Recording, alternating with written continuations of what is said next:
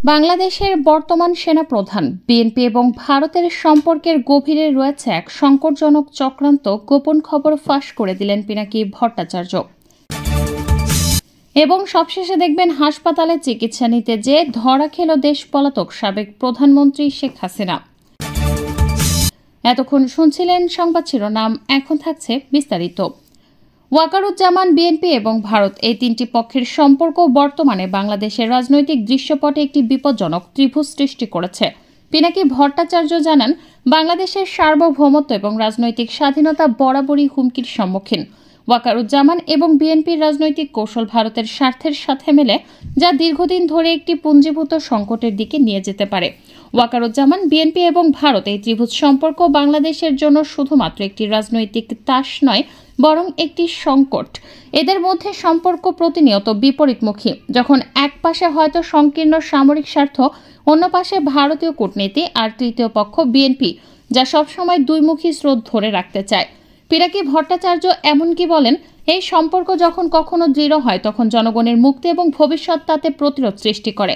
পিনাকি ভট্টাচার্যের বিশ্লেষণ অনুযায়ী বাংলাদেশের বর্তমান সেনাপ্রধান বিএনপি এবং ভারতের সম্পর্কের গভীরে রয়েছে এক সংকটজনক চক্রান্ত, যা দেশের ভবিষ্যৎ এবং গণতন্ত্রের প্রতি বিপদ সৃষ্টি করতে পারে। ওয়াকারুজ্জামান বাংলাদেশ সেনাবাহিনীর বর্তমান প্রধান। তিনি কেবল একজন সেনাপ্রধানই নন, বরং দেশটির সামরিক ও রাজনৈতিক শক্তির এক গুরুত্বপূর্ণ অংশ। তবে পিনাকি ভট্টাচার্য মন্তব্য করেন, ওয়াকার বাংলাদেশের সেনাবাহিনীকে এমনভাবে পরিচালনা করছেন যাতে দেশের রাজনৈতিক অস্থিরতা বজায় থাকে। পিনাকি ভট্টাচার্য মনে করেন, ওয়াকারুজ্জামান একাধারে সেনাবাহিনীর উপর কর্তৃত্ব বজায় রেখে দেশের রাজনৈতিক গতি নির্ধারণেও তীব্রভাবে হস্তক্ষেপ করছেন। তিনি সশস্ত্র বাহিনীর শক্তির মাধ্যমে দেশের গণতান্ত্রিক প্রক্রিয়াকে একদিকে সমর্থন, আবার অন্যদিকে সীমিত করে সাহায্য করছেন। এমনকি তার নেতৃত্ব সেনাবাহিনী বিশেষভাবে বিএনপির রাজনৈতিক আদর্শের সাথে গোপন সম্পর্ক তৈরি করেছে। ভারত বাংলাদেশের প্রধান প্রতিবেশী দেশ, বিভিন্ন কারণে বাংলাদেশের রাজনীতিতে প্রভাব বিস্তার করতে চাচ্ছে। পিনাকি ভট্টাচার্য বলেন, ভারত একটি কৌশলগত প্ল্যান গ্রহণ করেছে যাতে বাংলাদেশের নেতৃত্বের মধ্যে একটা সুস্পষ্ট বিভাজন সৃষ্টি হয়, বিশেষত সেনাপ্রধান ও রাজনৈতিক নেতাদের মধ্যে। এখানে সবচেয়ে গুরুত্বপূর্ণ প্রশ্ন হলো কিভাবে ওয়াকারুজ্জামান ভারতের প্রতি নমনীয় থাকতে চেয়েছেন। ভারত কখনো বাংলাদেশকে একটি শক্তিশালী জাতি হিসেবে দেখতে চায়নি, বরং তারা চেয়েছিল যে বাংলাদেশের ভূখণ্ডে বিচ্ছিন্নতাবাদী শক্তি বৃদ্ধি না পায় এবং তারা প্রতিবেশী দেশ হিসেবে স্থিতিশীলতা বজায় রাখতে চেয়েছিল। তবে পিনাকি ভট্টাচার্য বলছেন, ভারত বাংলাদেশকে একটি সংকীর্ণ পথের মধ্যে আটকে রেখেছিল, যেখানে ভারতীয় জাতীয় স্বার্থ এবং সামরিক শক্তির মধ্যে ভারসাম্য বজায় রাখা কঠিন হয়ে পড়েছিল। ওয়াকারুজ্জামান যে সমঝোতার অংশ হিসেবে ভারতকে এক ধরনের কৌশলগত সুবিধা প্রদান করেছিলেন, তা পিনাকি মনে করেন এটি বাংলাদেশের জনগণের প্রতি এক ধরনের চক্রান্ত ছিল। বিএনপি ভারত বিরোধী একটি শক্তিশালী রাজনৈতিক দল, কিন্তু তাদের মধ্যে কখনোই আন্তরিক ভারত বিরোধী মনোভাব ছিল না। পিনাকি ভট্টাচার্য বলেন, বিএনপির মধ্যে ভারত বিরোধী জাতীয়তাবাদী স্লোগান থাকলেও বাস্তবে তারা কখনো ভারতের সাথে সম্পর্ক খারাপ করেনি, বরং গোপনে ভারতের স্বার্থ রক্ষা করেছিল। 1991 সালের পর থেকে বিএনপি কৌশলে ভারতের সাথে সম্পর্ক গড়ে তোলে, যদিও তারা প্রকাশ্যে ভারত বিরোধী জাতীয়তাবাদী স্লোগান দিয়ে জনগণের সমর্থন অর্জন করার চেষ্টা করেছিল। পিনাকি ভট্টাচার্য উল্লেখ করেন, বিএনপি এবং সেনাবাহিনীর গোপন সম্পর্ক ভারতের সাথে রাজনৈতিক ব্যবস্থাকে রূঢ় করে দিচ্ছিল এবং এতে দেশের গণতন্ত্রের মান ক্ষুণ্ণ হচ্ছিল। পিনাকি ভট্টাচার্য বলেন, বর্তমান রাজনৈতিক পরিস্থিতি অত্যন্ত জটিল। একদিকে ভারতের সাথে গোপন কৌশলগত সম্পর্ক, অন্যদিকে বিএনপি আর সেনাবাহিনীর পারস্পরিক সম্পর্কের দ্বৈত চরিত্র। বর্তমান সেনাপ্রধান ওয়াকারুজ্জামান বাংলাদেশের সেনাবাহিনীর গুরুত্বপূর্ণ নেতা। তিনি আজকের বাংলাদেশে যে রাজনৈতিক পরিস্থিতি নিয়ন্ত্রণ করছেন, তার অনেকটাই তার পূর্বসূরি ওয়াকার সিদ্দিকীর আদলে। এটা ছিল একটি অত্যন্ত ঝুঁকিপূর্ণ মুহূর্ত।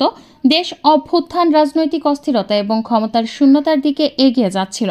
পিনাকি ভট্টাচার্য মনে করেন, সেনাবাহিনী আবারও দেশের নীতি নির্ধারণে বড় ভূমিকা নিচ্ছে, কিন্তু সেই ভূমিকা প্রশ্নবিদ্ধ। ওয়াকারুজ্জামান এখন গণতন্ত্রের মুখোশ পরে সামরিক শক্তির মাধ্যমে কার্যত দেশের নেতৃত্ব দিচ্ছেন। ওয়াকারুজ্জামান কি দেশের রাজনৈতিক স্বাধীনতার ওপর চাপ সৃষ্টি করছেন? কিভাবে সেনাবাহিনী নিজেদের প্রভাব বজায় রাখছে? এই প্রশ্নগুলি আজকের বাংলাদেশে প্রাসঙ্গিক।